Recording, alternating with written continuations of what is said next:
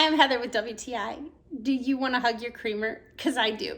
This stuff is so good. It is no additional sugar added, nut pod Barista Oatmilk, and it is that cinnamon Dolce goodness.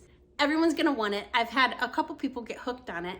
These are great for members of our household that have a milk intolerance. The oat milk cinnamon Dolce is such a great addition to multiple families, whether they are trying to be sugar-free or stay away from dairy, if you're doing keto, or if you just want a nice blend for your coffee in the morning. So far, everyone has loved these. I feel like that's really good odds that you're gonna love it as well. I really enjoy the taste of this. It just adds that extra kick, and you can add this to many different drinks, not just your coffee.